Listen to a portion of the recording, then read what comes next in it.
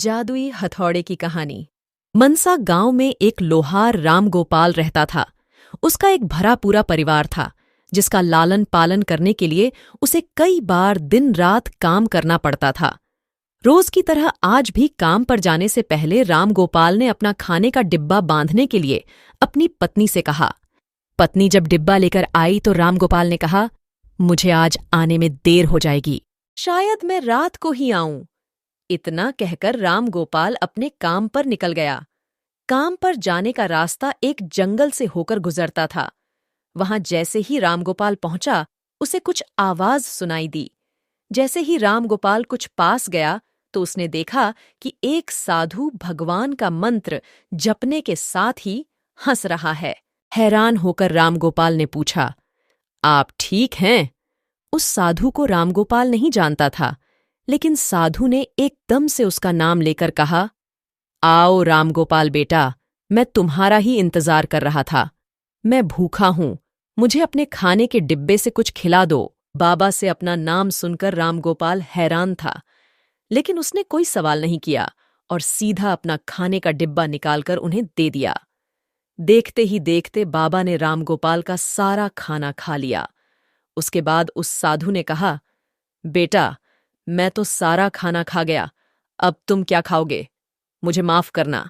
राम गोपाल ने कहा, कोई बात नहीं बाबा, मैं काम के लिए बाजार जा रहा हूं तो मैं वहीं कुछ खा लूंगा। यह सुनकर उस साधु ने राम गोपाल को खूब आशीर्वाद दिया और भेंट के तौर पर एक हथौड़ा दे दिया। राम गोपाल ने कहा, आपका आशीर्वाद काफी है, मैं इस हथौड़े का क्या करूंगा? राम गोपाल अपने हाथों में हथौड़ा लेकर बाजार काम करने के लिए चला गया। औजार बनाने से पहले उसके दिमाग में आया कि आज इसी हथौड़े से लोहा पीटता हूं। जैसे ही उसने लोहे पर हथौड़े से चोट मारी, वो सीधा औजार बन गया। दूसरी चोट में लोहे के बर्तन बन गए। साधु ने जवाब देते हुए कहा, बेटा, यह मामूली हथौड़ा नहीं है, यह जादुई हथौड़ा है जो मेरे गुरु ने मुझे दिया था और अब मैं तुझे दे रहा हूं, क्योंकि तुम्हारा दिल साफ है। इसका इस्तेमाल अच्छे कामों के लिए ही करना और किसी दूसरे के हाथ में इसे कभी मत देना। इतना कहकर वह बाबा वहां से अदृश्य हो गए। राम गोपाल समझ गया कि यह सही में जादुई हथौड़ा है। वो जो बनाने की सोच के साथ लोहे पर चोट मारता, लोहा सीधा वहीं बन जाता।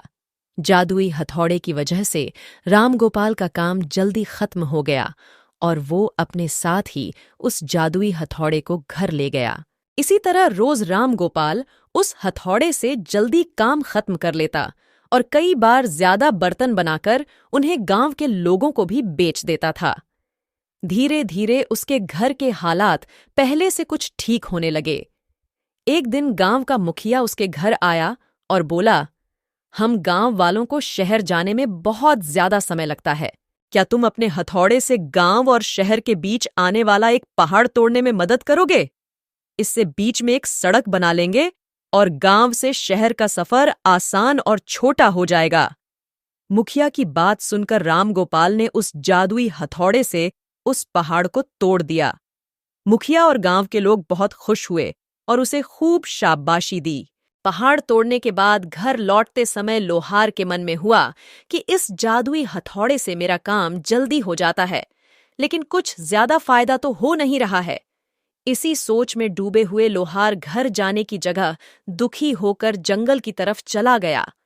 उस जंगल में वही साधु बाबा लोहार को दोबारा दिखा। लोहार ने उन्हें अपने मन की सारी बातें बता दीं। साधु ने कहा, इसका उपयोग सिर्फ औजार और बर्तन बनाने व पहाड़ तोड़ने तक सीमित नहीं है। इससे तुम अपने मन का कुछ भी बना सकते हो और किसी भी कठिन चीज को आसानी से तोड़ सकते हो।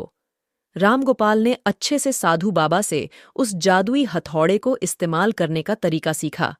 उसके बाद राम गोपाल ने बहुत धन कमाया। आज राम गोपाल एक अमीर आदमी बन गया है। अभी भी वो जब भी जरूरत महसूस होती है, उस जादुई हथौड़े का इस्तेमाल कर लेता है। अगर आपको कहानियां सुननी पसंद है तो स्टोरी विद एसके चैनल को अभी सब्सक्राइब करें